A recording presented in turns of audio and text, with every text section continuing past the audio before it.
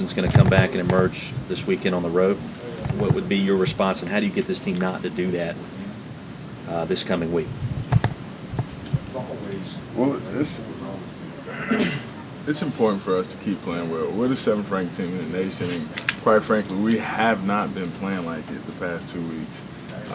With the loss to Georgia Tech and with our performance against Wake, not to discredit them for anything, because they came out and they played hard and they were really playing for their livelihood in the division race. But we just did not play Clemson football.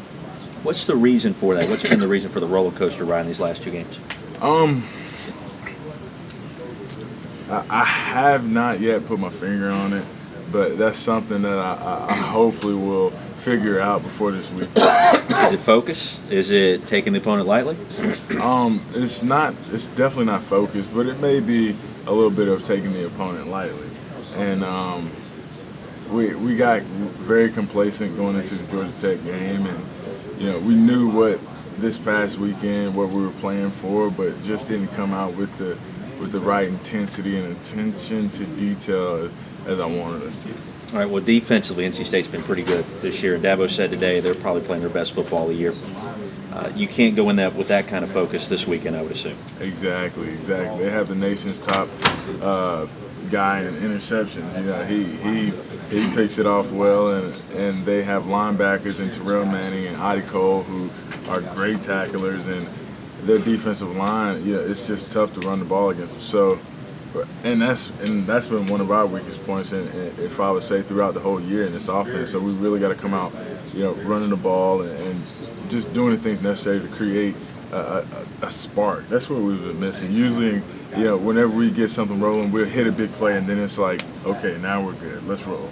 And we've been missing those big plays, and hopefully we get back on track this week. You guys gonna miss Sammy if you can't go this weekend? Definitely for the explosion, but Coach Morris has done a great job, and the way that he orchestrates this offense of no one man runs this show. That was pretty evident with us getting the job done against Boston College whenever Taj went down. Though we did slow down, it didn't stop.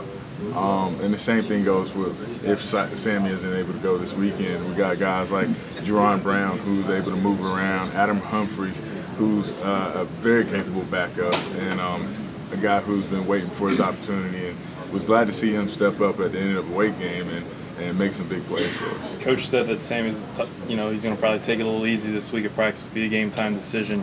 If this was the Carolina title game, would you knowing Sammy, do you think he'd be ready to play and he'd play this game no matter what if it was a bigger game?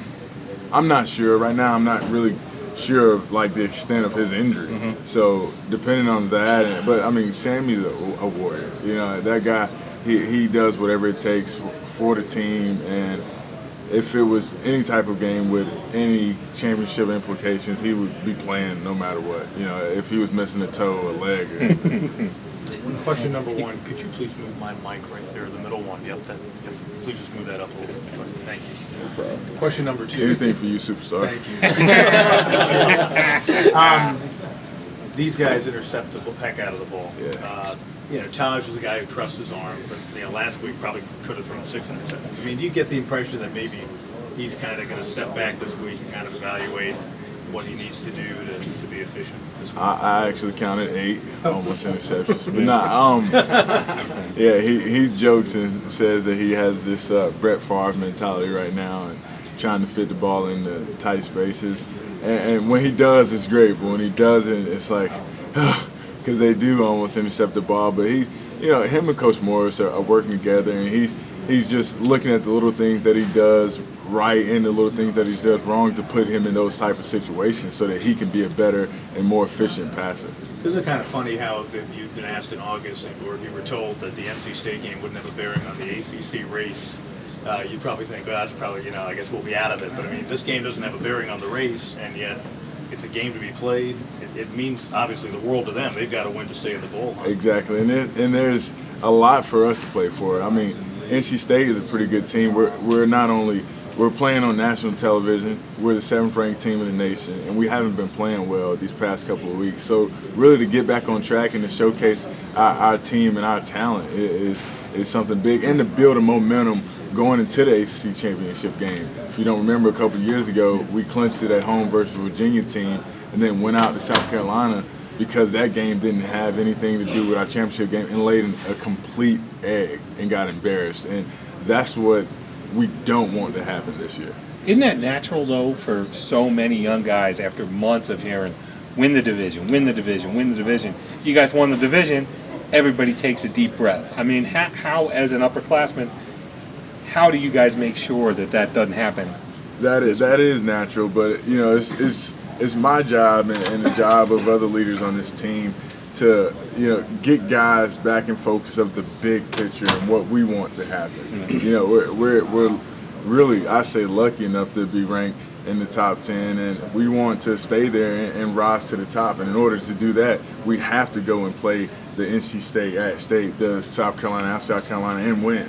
And so, it starts at practice with getting guys, focused on the practice habits and keeping the right intensity in practice so that we're able to bring that and transfer that intensity to the game. Looking back at it now, could you have seen a couple of years ago that you guys were getting ready to lay an egg at South Carolina? Definitely.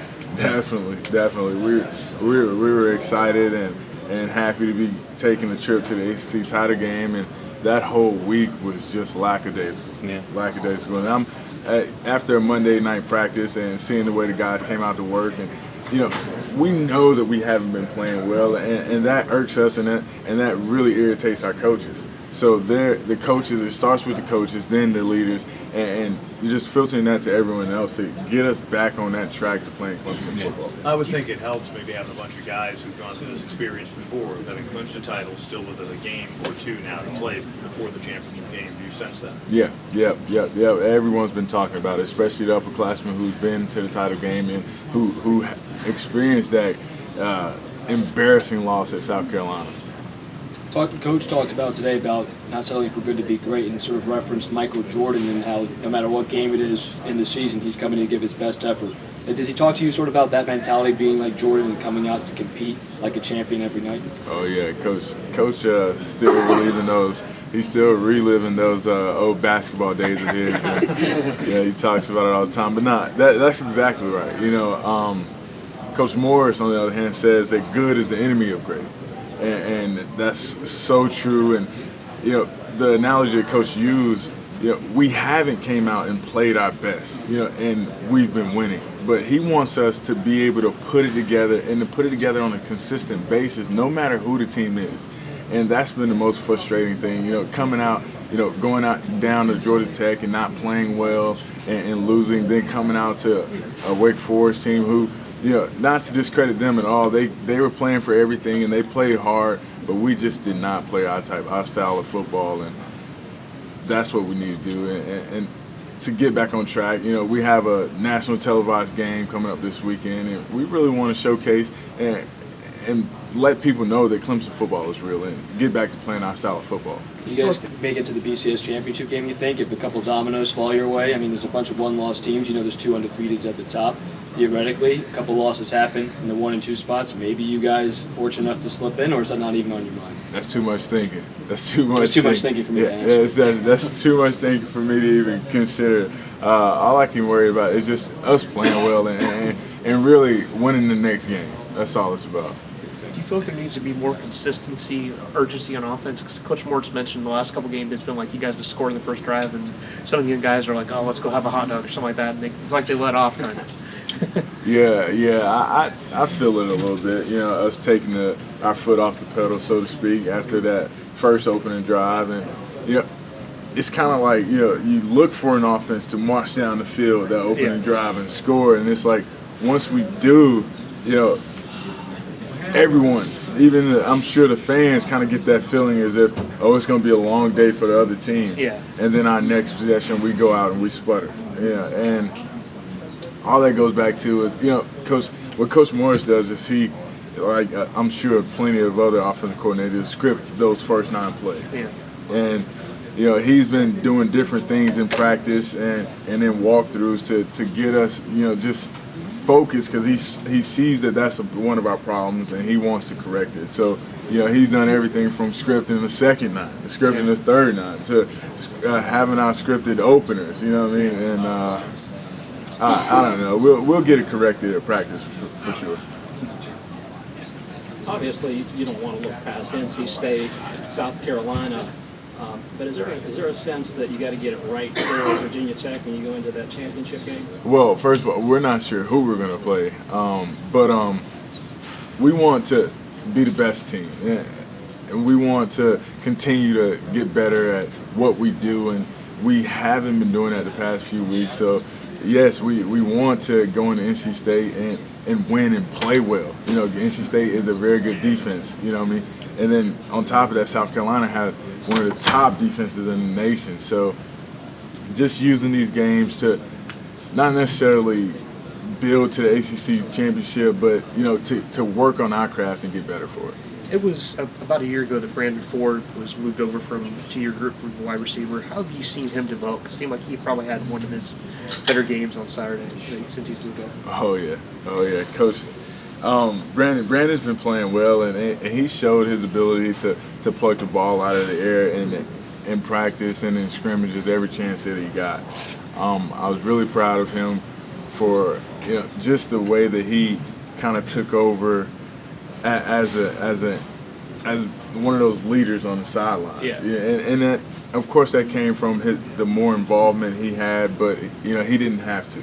And he's really improved on his blocking since coming over there. And on Andre's first touchdown run, he had a real good block off the edge. So he's been really working at his craft and really learning.